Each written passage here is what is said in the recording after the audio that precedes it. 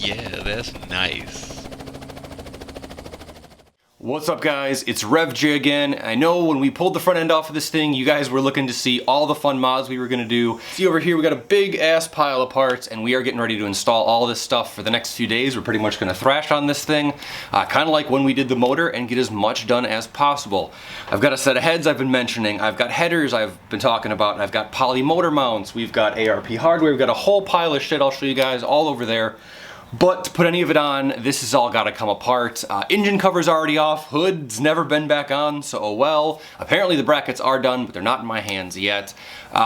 With this here, we've got to throw the cameras up on it, and then we are going to throw the, take the manifold off, intake manifold off, exhaust manifolds off, get it down to the heads, and then we can start working to remove the headers and stuff like that. So we're going to start removing all the accessory drive and stuff like that, and we'll catch up with you guys once we get a little further in the project here, and we're on to some more technical stuff. By the way, we also have head gaskets, new MSD plug wires, I got a new set of plugs. There's literally stuff strewn about all over this garage, which hopefully over the next couple days should find its way under the hood.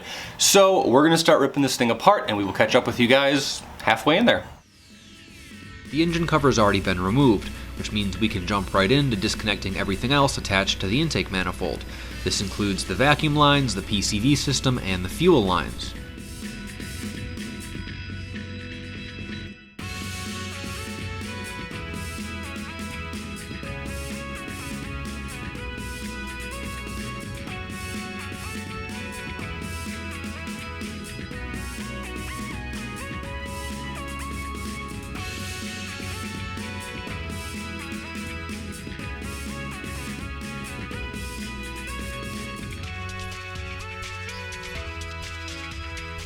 It's also a good time to go ahead and undo the coil connections, as well as the throttle body connector, and any additional vacuum, fuel, or electrical connections you have running to the intake manifold.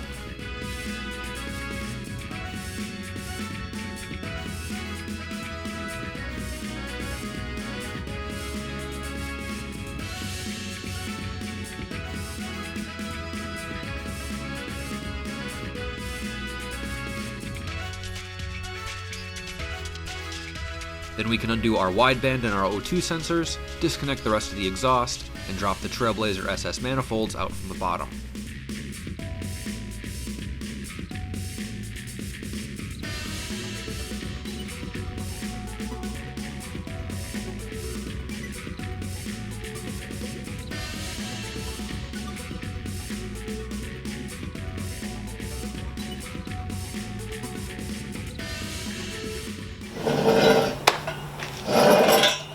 Alright, well we disconnected the O2 bungs and everything like that. We drained the coolant as you guys saw. And here is the passenger side manifold off. We kind of left the downpipe and everything on it for now, since hopefully all this should be getting replaced with the box, or the headers I have in the box over there. We got to go ahead and do this to the driver's side now, and finally getting down to the level where we can start to remove the heads. Now before we do that, we still have to pull the front accessory drive off as well. So there's a little bit more work to be done yet before we get into the meat of the head project. But, well, so far so good. So we're going to catch up with that and we'll see you guys on the other side.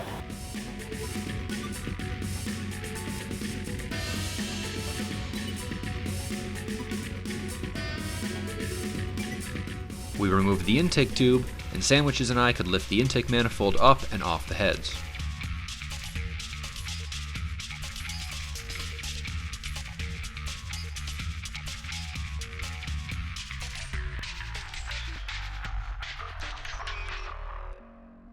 Alright guys, so obviously we pulled the intake manifold off, and it is champagne of beers o'clock, and I really don't like this stuff, but it was here, so it's gonna have to work for now.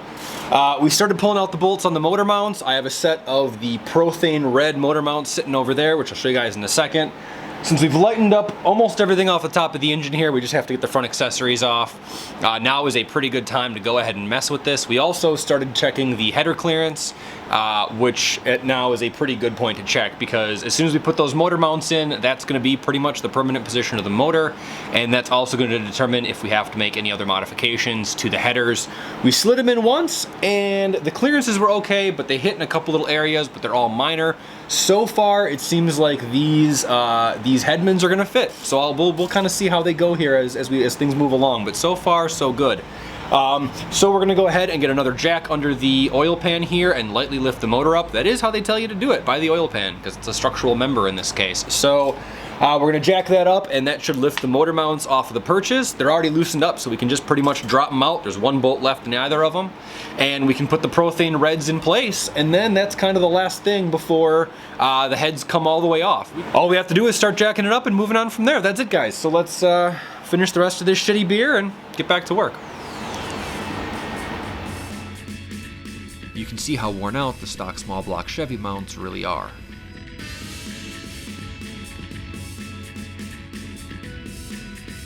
With the belt off, we could loosen up all the hardware on the front accessory drive and slide the whole power steering and alternator bracket assembly off, setting it to the side so we didn't have to drain the power steering system.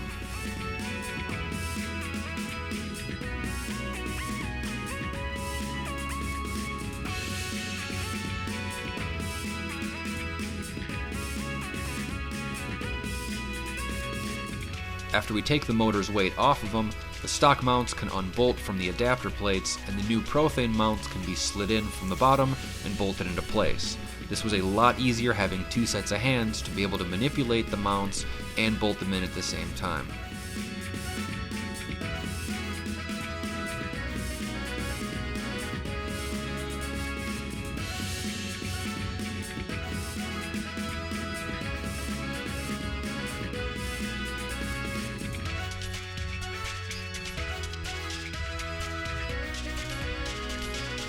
Alright guys, so after a lot of fucking with it, we finally got the motor mounts in.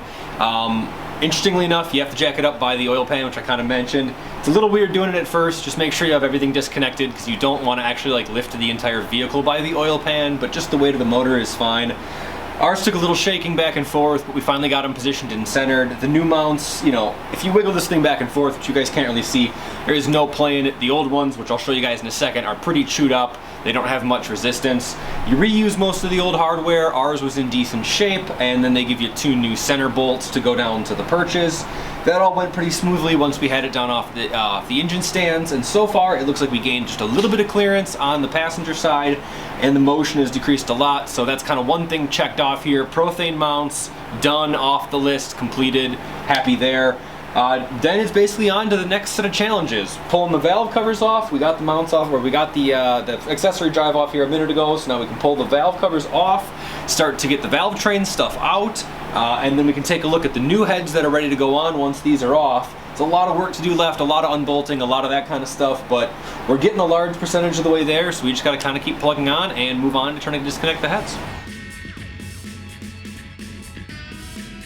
4 8mm bolts hold the valve covers on. We can pull those off, gaining access to the Valvetrain beneath. Then we can go ahead and begin to loosen up and remove each of the rockers one by one.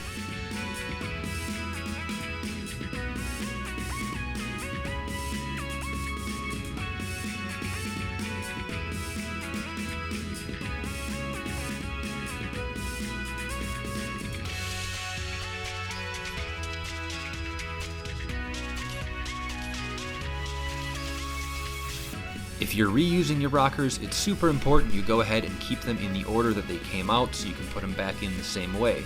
We're using a simple piece of cardboard labeled with driver and passenger side, and that way we can put the rockers into each of them, keeping all the corresponding parts in the correct order.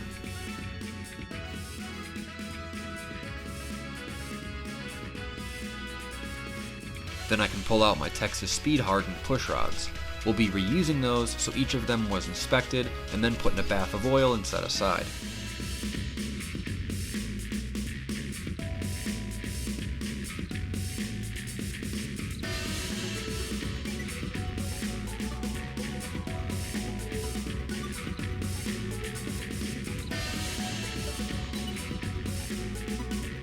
Now shit gets real. We can start breaking free all 15 of the head bolts. Some of these might be in there pretty darn tight, so the use of a breaker bar might come in handy. Please do not use an impact on these, it's just not a safe idea around the aluminum heads.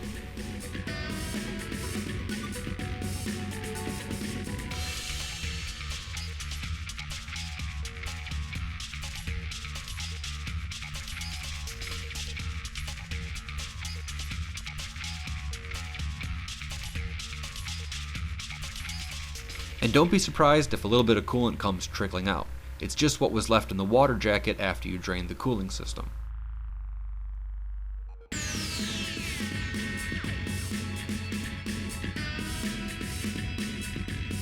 With all the hardware free, you can pull pretty much straight up, wiggling slightly just to separate the heads from the guide pins that hold them into the block. Do it from both sides, making sure to grab the head gasket off the block if it didn't come off with the head. Well guys, we put in a ton of work. We got the exhaust manifolds and exhausts off, we got both poly motor mounts done, we got the top end stuff all taken off, and we got the heads completely off along with the Valvetrain stuff. So here we are with a pretty much bare long block for now. Now next time we're going to go ahead and clean up the mating surface, clean the carbon off all the pistons, that's what that is if you didn't know. We're also going to go ahead and address the lifters and lifter trays. I've got new OE replacements for those, and then we can pretty much begin reassembly with all the fun new stuff, the new heads, as well as the exhaust and stuff like that. So this is where we're going to leave it for now, guys. Thank you so much for watching. I've got all the information on the screen here. We'll see you next time, guys.